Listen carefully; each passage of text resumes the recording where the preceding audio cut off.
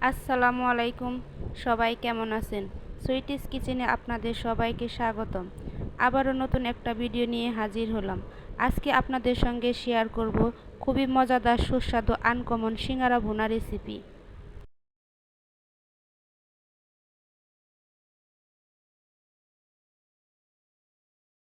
সিঙ্গারা ভুনা করার জন্য প্রথমে চুলায় একটা প্যান বসিয়ে দিয়েছি, তারপর হাফ কাপ পরিমাণ সয়াবিন তেল দিয়ে নিয়েছি।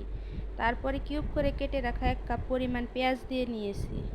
মাছ মাংস খেতে ভালো না লাগলে এই রেসিপিটা ট্রাই করে দেখতে পারেন। খুবই সুস্বাদু মজাদার একটি রেসিপি, আমার কাছে অনেক ভালো লাগে। এখন আমি এর মধ্যে অ্যাড করে দিচ্ছি আগে থেকে কেটে রাখা 2টা টমেটো। টমেটো দেওয়ার পরে একটু নেড়ে চেড়ে নেব। তারপরে এখানে দিয়ে দিচ্ছি স্বাদ মতো লবণ। লবণ দিয়ে আবার একটু নেড়ে চেড়ে নেব। তারপরে আবার অ্যাড করে দিচ্ছি এইখানে আদা রসুন বাটা। আদা রসুন বাটা দেওয়ার পরে একটু সময় নিয়ে ভেজে নেব। আমার ভিডিওটা যদি আপনাদের ভালো লেগে থাকে তাহলে অবশ্যই লাইক, কমেন্ট, শেয়ার ও সাবস্ক্রাইব করবেন। আপনাদের মতামত জানানোর জন্য কমেন্ট করুন। পরবর্তী ভিডিও সবার আগে পেতে চাইলে বেল নোটিফিকেশন অল করে রাখুন। এখন মশলা কষানোর জন্য দিয়ে দিলাম সামান্য পরিমাণ পানি।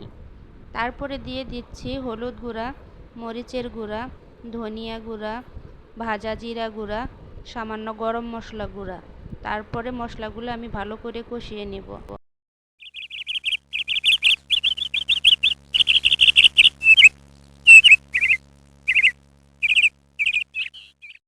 মশলাটা কষানো শেষ। এখন আমি এইখানে দিয়ে দিব সিঙ্গারা। আমি এখানে 6টা সিঙ্গারা নিয়েছি, আপনারা চাইলে বাড়িয়ে কমিয়ে নিতে পারেন।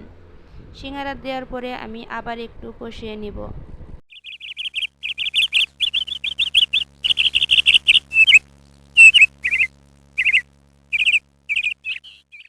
সিঙ্গারাটা কষানো শেষ। এখন আমি এইখানে অ্যাড করে দিচ্ছি 1.5 কাপ পরিমাণ পানি। তারপরে দিয়ে দিচ্ছি 4টি কাঁচামরিচ। কাঁচামরিচ দেওয়ার পরে একটু নেড়ে চেড়ে নেব। কিছুক্ষণ পর দিয়ে দিব 1 চা চামচ টমেটো সস। আমার এই রেসিপি আপনাদের ভালো না লাগলে স্কিপ করতে পারেন, দয়া করে কেউ খারাপ মন্তব্য করবেন না।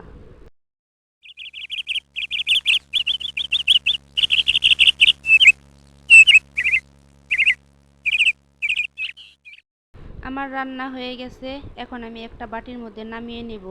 ভিডিওটা উপভোগ করার জন্য সবাইকে অসংখ্য ধন্যবাদ। সবাই ভালো থাকবেন। আল্লাহ হাফিজ।